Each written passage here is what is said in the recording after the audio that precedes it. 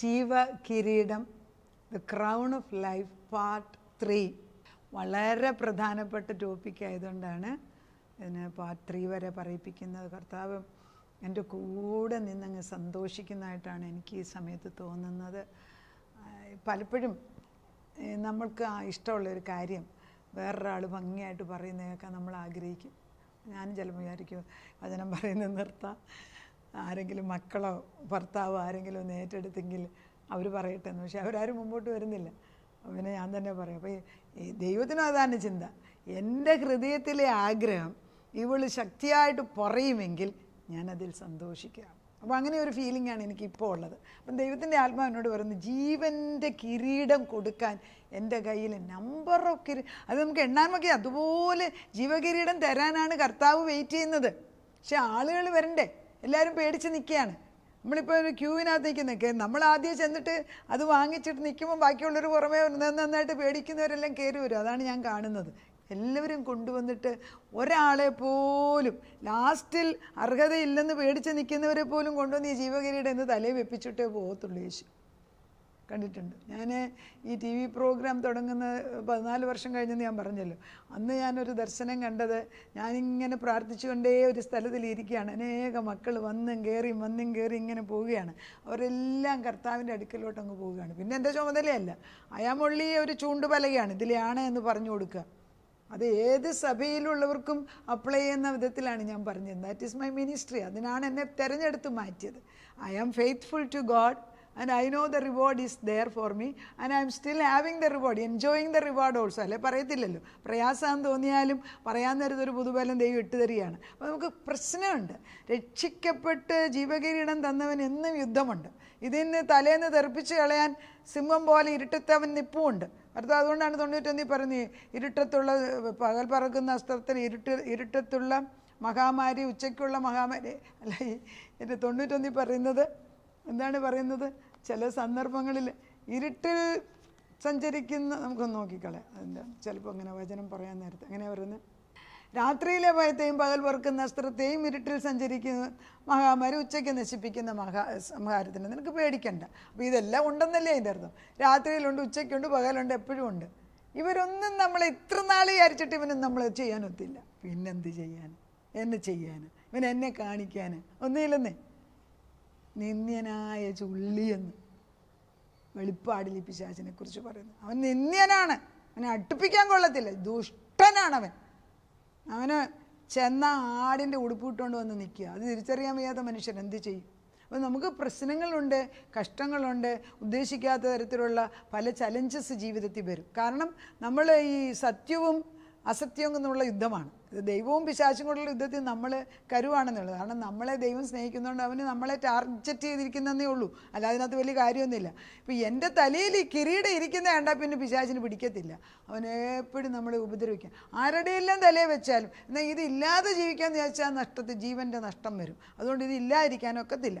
കിട്ടിയവർക്ക് വേറൊരു വലിയ പദവിയുണ്ട്. അപ്പം നമ്മളോട് ദൈവം പറയുന്നത്, പ്രയാസം വരുമ്പം, കഷ്ടങ്ങൾ വരുമ്പം 3 കാര്യങ്ങൾ നമ്മൾ എപ്പോഴും ശ്രദ്ധിക്കണം. ഒന്ന്, നിൻ്റെ സന്തോഷം നഷ്ടപ്പെടരുത്. അതായത് എൻ്റെ ഉള്ളിൽ രക്ഷിക്കപ്പെട്ട വ്യക്തിയായതിനാൽ, അയ്യോ നിങ്ങളിത്രയും പ്രാർത്ഥിച്ചിട്ട് നിങ്ങൾക്കെന്താ ഇത്ര കഷ്ടം എന്ന് ചോദിച്ചാൽ സാരമില്ലെന്നേ. എല്ലാ വിശുദ്ധന്മാർക്കും കഷ്ടമുണ്ടായിരുന്നു. അബ്രഹാം തൊട്ട് എണ്ണാൻ തുടങ്ങണം. യേശുവിന് കഷ്ടമില്ലായിരുന്നു. അപ്പം ആ ഉള്ളിലെ സന്തോഷവും, അതായത് കർത്താവ് ഈ ക്രൂശ് മരണത്തിന് പോകുന്നതിന് മുമ്പ് 118-ാം സങ്കീർത്തനത്തിൽ പറയുന്നുണ്ട്, This is the day that the Lord has made. Let us rejoice and be glad in it. This is the day that the Lord has made. We will rejoice and be glad in it. ഇന്നത്തെ ദിവസം സന്തോഷിക്കാൻ എന്ന് പറഞ്ഞാൽ ക്രൂശിൽ പോകുന്നത്. ഗെത്സമനെ തോട്ടത്തിൽ പോകുന്നതിന് മുമ്പ് പാടിയ പാട്ടതാണ് യേശു ക്രിസ്തു. അപ്പോൾ യേശുവിനറിയാം ക്രൂശിന് മുമ്പ് ക്രൂശ് കയറാൻ പോകുന്ന യേശു സന്തോഷിച്ചിട്ടാണ് പോയെന്ന്. അതാണ് സന്തോഷം. അതായത് ജഡത്തിന്മേലുള്ള ശത്രുവിൻ്റെ സകല പോരാട്ടവും ഞാൻ ഇനി അനുഭവിക്കാൻ പോവാണ്. കാരണം ജഡത്തിലാണ് നമ്മൾ പാപം ചെയ്യുന്നത്, അതുകൊണ്ട്. പക്ഷേ എൻ്റെ ആത്മാവിനെ ഒന്ന് തൊടാനൊക്കത്തില്ലല്ലോ, അതിൽ സന്തോഷം. അപ്പോൾ ഇതൊരു നമുക്ക് വേണ്ടി ഒരു എക്സ്ചേഞ്ച് ചെയ്യാണ് ജീവിതം. അപ്പം നമുക്ക് സന്തോഷം നഷ്ടപ്പെടരുത്. 2, എൻ്റെ ജ്ഞാനം, ഉയരത്തിൽ നിന്നുള്ള ജ്ഞാനം മാറില്ല. മനുഷ്യൻ പറയുന്ന ജ്ഞാനത്തിലേക്ക് വഴുതിപ്പോകാൻ എനിക്കും നിങ്ങൾക്കും വളരെ എളുപ്പമാണ്. അതന്നെ ഇപ്പം ഇത് ചെയ്തു തരാമെന്ന് പറഞ്ഞാൽ അവരൊരു കുരുക്ക് വഴി കൊണ്ടുവരും. നമ്മളത് ഏറ്റെടുക്കും, കാരണം മനുഷ്യനായതുകൊണ്ട്. പിന്നെയും ദൈവം നമ്മളെ കരുതും. പക്ഷേ ഉയരത്തിൽ നിന്നുള്ള ജ്ഞാനം പറഞ്ഞിട്ട് കർത്താവ് നിനക്ക് ഇഷ്ടമില്ലാത്തത് കൊണ്ടുവരല്ലേ, നിൻ്റെ ആത്മാവുള്ളവരെ മാത്രങ്ങളെ അടുപ്പിക്കാതെ നിൻ്റെ പരിശുദ്ധാത്മ വേണ്ടാത്തവരെ എടുത്ത് ദൂരെ കളയണേ എന്ന് നമ്മൾ പ്രാർത്ഥിച്ചുകൊണ്ടിരിക്കുകയെങ്കിൽ കർത്താവ് അതിന് വഴിയൊരുക്കും. അങ്ങനെ പല അനുഭവങ്ങൾ എനിക്കുണ്ടായിട്ടുണ്ട്. അപ്പോൾ ഒന്ന് സന്തോഷം, രണ്ടാമത് വിസ്ഡം ജ്ഞാനമാണത്, മൂന്നാമത്തേത് ബി ഹമ്പിൾ. ഏതൊരവസ്ഥയിലും വിനയപ്പെട്ടോണം. അത് ഞാനെപ്പോഴും പറയും, ഈ മോശ കമന്ന് കിടന്ന് പ്രാർത്ഥിച്ചു, അബ്രഹാം കമന്ന് കിടന്ന് പ്രാർത്ഥിച്ചു, യേശുക്രിസ്തുവിൻ്റെ പടം പോലും മുട്ടുകുത്തി പ്രാർത്ഥിക്കുന്നതായിട്ട്. ഈ നൂർന്ന് നിന്നാലെങ്കിലല്ലേ വീഴത്തുള്ളൂ, നൂർന്ന് നിൽക്കുന്നില്ലെങ്കിൽ എങ്ങനെ വീഴാൻ? കമന്ന് കിടക്കുന്ന ഒരാളെങ്ങനെ വീഴ്ത്താൻ?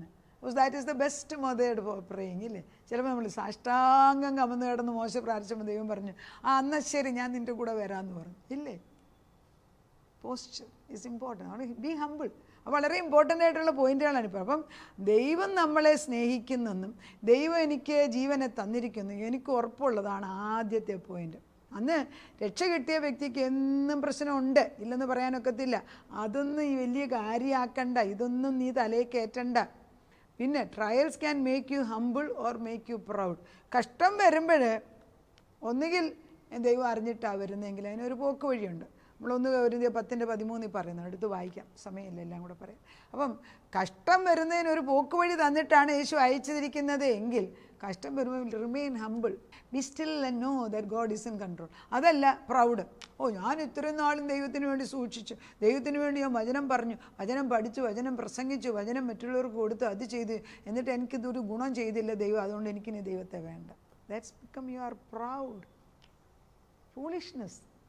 ഒരിക്കലും അത് വരരുത്. അത് ശാപിക്കപ്പെട്ടത്, അതിനെ ശാസിക്കുന്ന ഞാൻ, അതിനെ വെട്ടിമാറ്റുന്നു. അത് നമുക്ക് ചേരത്തില്ല, അത് നാശമാണ്. അപ്പോൾ ഈ പ്രൗഡെന്ന് പറയുന്നത്, ഈ അഹങ്കാരം എന്ന് പറയുന്നത് ഏദൻ തോട്ടത്തിൽ അതിനു മുമ്പ് ലൂസിഫറിനെ സൃഷ്ടിച്ചപ്പം തൊട്ട് തുടങ്ങി, അത് ഇന്നും ഉണ്ടെന്നേ. ഇത് എങ്ങനെയാണ് കയറി വരുന്നതെന്ന് അറിയത്തില്ല.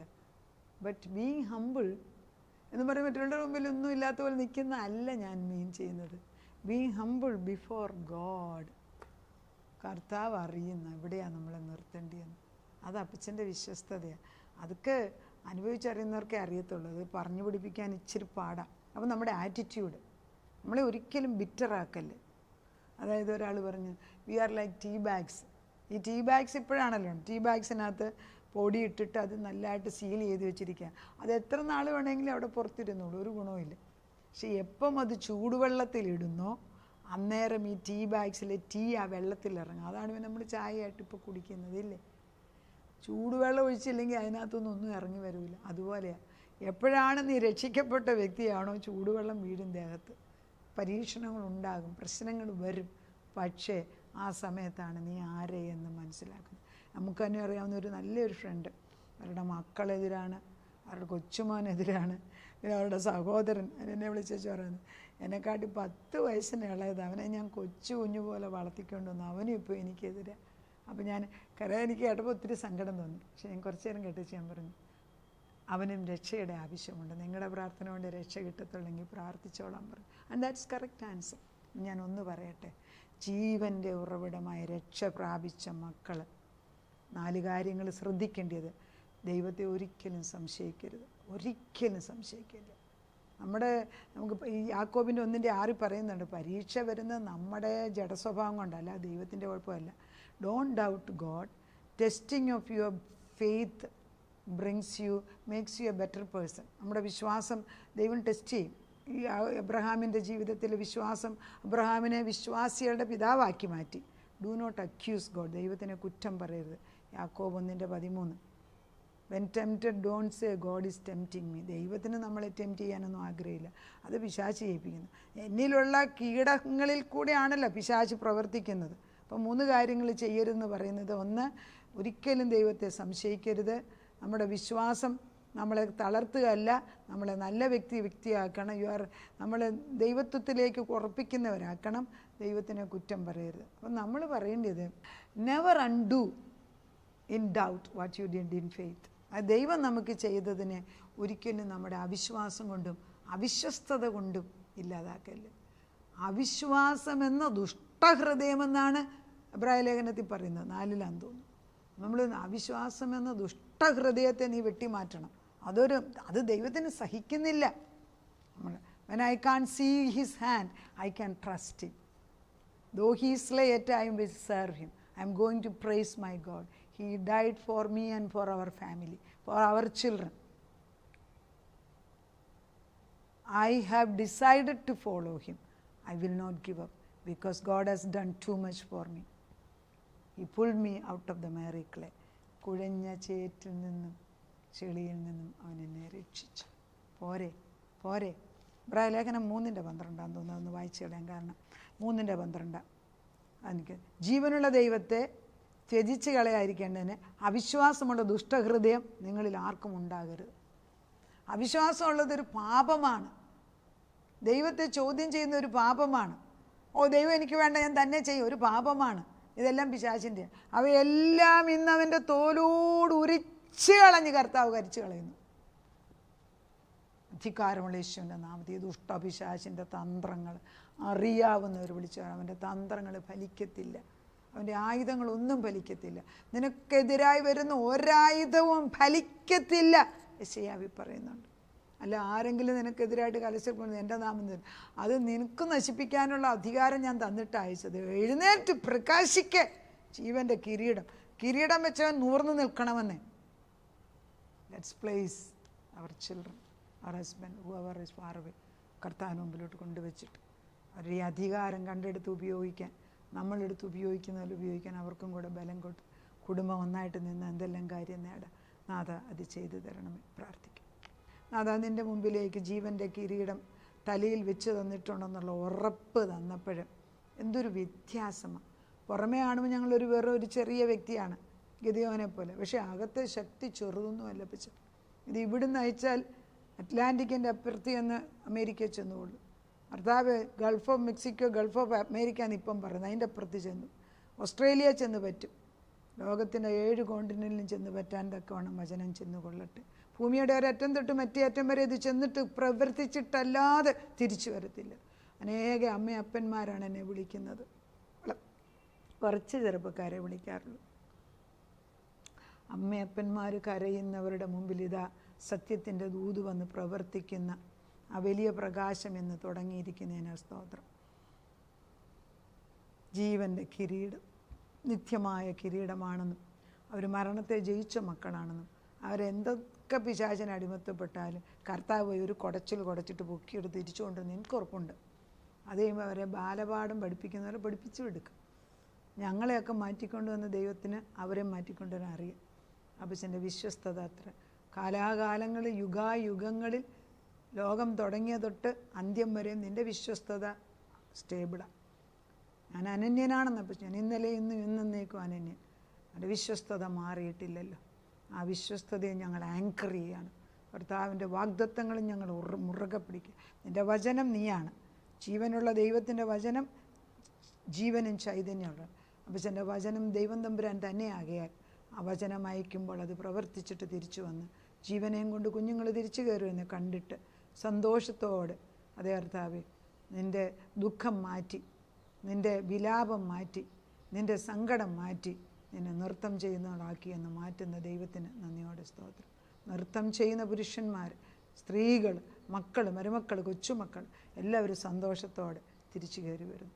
വീഞ്ഞു കുടിച്ചിട്ടുള്ള സന്തോഷമല്ല പച്ച, മക്തരാകുന്നത് പരിശുദ്ധാത്മാവിൻ്റെ നിറവിൽ ആ ജീവൻ്റെ ചൈതന്യം ഒഴുകുന്നതിന് നന്ദി. അപ്പച്ചൻ തുടങ്ങിയത് പൂർത്തീകരിക്കാൻ വിശ്വസ്തൻ.